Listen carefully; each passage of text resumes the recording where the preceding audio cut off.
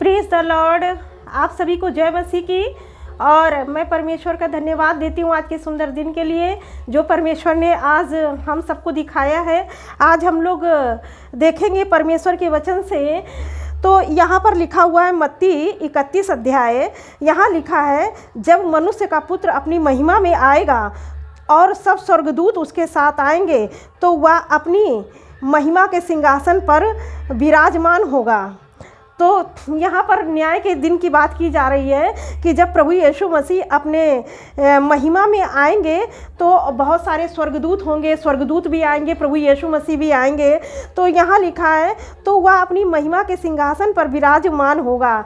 तो प्रभु यीशु मसीह अपने महिमा में सिंहासन पर विराजमान होंगे और सब जातियां उसके सामने इकट्ठा की जाएंगी। और जैसे चरवाहा भेड़ों को बकरियों से अलग कर देता है, वैसे ही वह उन्हें भी एक दूसरे से अलग करेगा। अभी देख रहे हैं आप लोग इस संसार में कि धर्मी व्यक्ति भी है, अधर्मी व्यक्ति भी है, विश्वासी व्यक्ति भी है, अविश्वासी व्यक्ति भी है।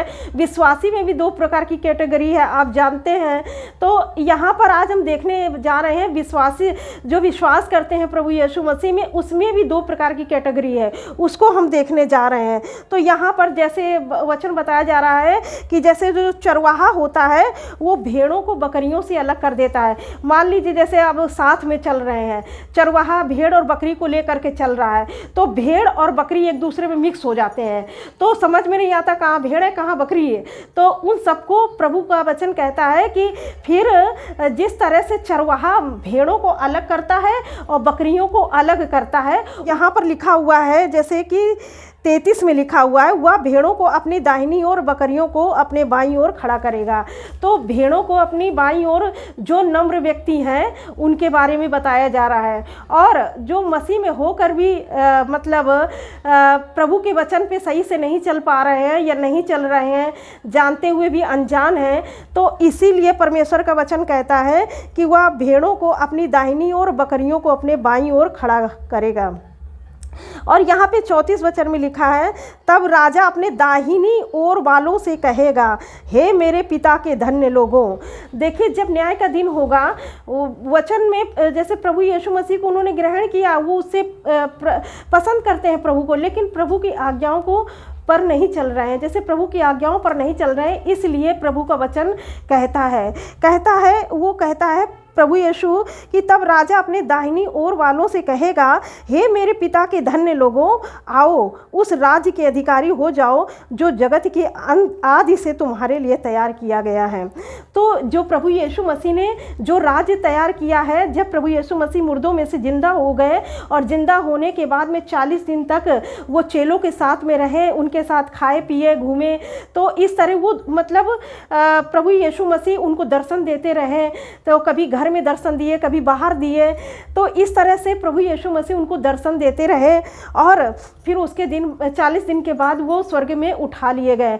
और वो कहते हैं कि मैं जाता हूँ, तुम्हारे लिए जगह तैयार करता हूँ, जहाँ पर मैं रहूँगा वहाँ पर तुम भी रहोगे। तो यहाँ पर जब यीशु मसीह चले गए तब ये वहाँ पर जो जगह तैयार किए हैं उसके बारे में प्रभु यीशु मसीह वर्णन करते हैं, हे मेरे पिता के धन्य लोगों, आओ उस राज्य के अधिकारी हो जाओ जो जगत के आदि से तुम्हारे लिए तैयार किया गया है। जब आप इस संसार में, जैसे अभी आप देख रहे हैं कि आप इस संसार में हैं, लेकिन जब आप प्रभु के पास होंगे तब आप सोचेंगे कि अरे मैं संसार में था तो कितना दुख उठाया, प्रभु के नाम के लिए कितना दुख उठाया, कितनी बार हमको लोगों ने अपमानित किया, कितनी बार गाली दी, कितनी बार सताया गया, कितने बार हमको जेल में डाला गया, कितने बार झूठे आरोप में हमको फंसाया गया। तो आप जब ये सोचेंगे और आप प्रभु के वचन को ध्यान में रख करके उससे बचे रहेंगे, तो परमेश्वर आपके लिए वो जो राज्य तैयार किया है आप उसमें प्रवेश करने पाएंगे। और जैसा कि परमेश्वर का वचन कहता है कि उस राज्य के अधिकारी हो जाओ जो जगत के आदि से तुम्हारे लिए तैयार किया गया है, क्योंकि मैं भूखा था और तुमने मुझे खाने को दिया। इसलिए प्रभु का वचन ये कह रहा है कि जब आप संसार में थे, प्रभु की महिमा करते थे, प्रभु की आज्ञाओं पर चलते थे, तो जब मैं भूखा था तब तुमने मुझे खाना दिया। यहाँ पर परमेश्वर का वचन कहता कि जब मैं भूखा था तब तुमने मुझे खाने को दिया, जब मैं प्यासा था और तुमने मुझे पानी पिलाया, मैं परदेसी था और तुमने मुझे अपने घर में ठहराया। तो यहाँ पर हम परमेश्वर का वचन से सीखेंगे कि यीशु मसीह कहते हैं जब मैं भूखा था, तो भूखा था तब प्रभु यीशु मसीह तो यहाँ नहीं दिख रहे हैं। तो प्रभु का यीशु मसीह का वचन कहता है कि क्योंकि मैं भूखा था तुमने मुझे खाने को दिया, मैं प्यासा था और तुमने मुझे पानी पिलाया, मैं परदेसी था और तुमने मुझे अपने घर में ठहराया, और मैं नंगा था और तुमने मुझे कपड़े पहनाए, मैं बीमार था और तुमने मेरी सुधि ली, और मैं बंदीगृह में था और तुम मुझसे मिलने आए। तब धर्मी लोग क्या कहेंगे, यहाँ पर देखेंगे, हे प्रभु हमने कब तुझे भूखा देखा और खाना खिलाया, या प्यासा देखा तो पानी पिलाया, हमने कब तुझे परदेसी देखा और अपने घर में ठहराया, या नंगा देखा और कपड़े पहनाए, हमने कब तुझे बीमार या बंदी गृह में देखा और तुझसे मिलने आए। तब राजा उन्हें उत्तर देगा, मैं तुमसे सच सच कहता हूँ कि तुमने जो मेरे इन छोटे से छोटे भाइयों के साथ में किया वो मेरे साथ किया। अब यहाँ पर हम परमेश्वर के वचन से देखेंगे कि यहाँ पर जो व्यक्ति है, प्रभु का वचन कह रहा है कि धर्मी लोग उसने उत्तर दिया, तब धर्मी उसको उत्तर देंगे। धर्मी, यहाँ पर बाइबल में धर्मी शब्द दिया गया है। धर्मी यानी प्रभु यीशु मसीह के लहू के द्वारा आप छुड़ाए गए हैं, इसलिए यीशु के लहू के द्वारा आप धर्मी ठहराए गए हैं। इसलिए बाइबल अब आपको पापी नहीं कहती, अब पापी आपको नहीं कहती, अब आप धर्मी बन चुके हैं। तो यहाँ पर परमेश्वर का वचन कहता है कि जब मैं भूखा था तो तब तुमने खाना खिलाया। अब देखिए, आप सोचेंगे कि अरे प्रभु को तो मैंने खाना नहीं खिलाया, लेकिन प्रभु कहते हैं कि जब जिसके पास खाना नहीं था आपने उसको खाना खिलाया तो मुझे खाना खिलाया। अगर मैं प्यासा था तो आपने मुझे पानी पिलाया। जब प्रभु के लोगों को लोग जेल में डाल दे रहे हैं, अगर आप उससे मिलने गए तो प्रभु कहते हैं कि वो मेरे लिए मुझसे मिलने आए हैं। प्रभु अपने को उस जगह पर रखते हैं क्योंकि आपके अंदर दया है, इसलिए प्रभु यीशु आपको अपनी जगह रखते हैं। हम देखेंगे कि एक बार हम लोग जा रहे थे पंजाब, तो वहाँ पर हम लोगों को प्यास लगी और ऐसी जगह पर थे कि वहाँ जैसे सुबह हो गई थी और पानी नहीं मिल रहा था। बहुत गर्मी में गए थे, मई जून में गए थे, तो पानी नहीं मिल रहा था, कोई पानी बेचने भी नहीं आ रहा था। हम लोग बहुत प्यासे थे कि क्या करें। तो अब इतना ज़्यादा मुझे प्यास लगी थी, तब देखे कि कुछ सरदार लोग थे, वो लोग इतनी धूप में बाल्टी में पानी भर करके और सारे सरदार लोग पानी सबको पिला रहे थे। देख रहे जितने वहाँ पर, तो इतना मतलब पानी बहुत देर से नहीं मिला था लोगों को, तो बहुत प्यासे थे और वो सबको बाल्टी भर भर के जल्दी दौड़ करके उन लोगों को पानी पिलाने लगे। और जो लोग वहाँ पर थे डिब्बे में, सब बहुत खुश हुए कि चलो पानी मिला। तो हम लोगों ने भी उनके लिए बहुत ही अच्छा मन हुआ कि प्रभु इन्हें आशीष दे कि इन लोगों ने हमारी प्यास में हम लोगों की प्यास बुझाई। तो जहाँ पानी नहीं मिल रहा था वहाँ इन लोगों परमेश्वर ने पानी प्रोवाइड कराया। तो ये चीज़ हमको याद आ गई एक टेस्टमनी में कि जब हम प्यासे थे तब किसी ने पानी पिलाया था। वो दिन नहीं भूलते हैं कि इतनी धूप में वो लोगों की मदद कर रहे थे। और फिर जैसे कि हम परमेश्वर के वचन में देखेंगे कि जब लोगों के पास खाने के लिए नहीं होता है तो आप जब दूसरों को अपनी कमाई में से खाने के लिए देते हैं। हम जानते हैं, सभी लोग जानते हैं कि जैसे कुछ भी कोई कमाता है तो इतना ज़्यादा नहीं होता है कि वो दे पाए, लेकिन आप अपनी रोटी में से अगर किसी को भी रोटी देते हैं तो प्रभु कहते हैं आप उसको नहीं मुझको दे रहे हैं। प्रभु का वचन ये कहता है अगर कोई मुसीबत में है, अगर आप किसी भी तरह से आप उसकी हेल्प कर सकते हैं तो आप उसकी हेल्प जब करते हैं तब परमेश्वर कहते हैं कि उसने मेरी हेल्प की है।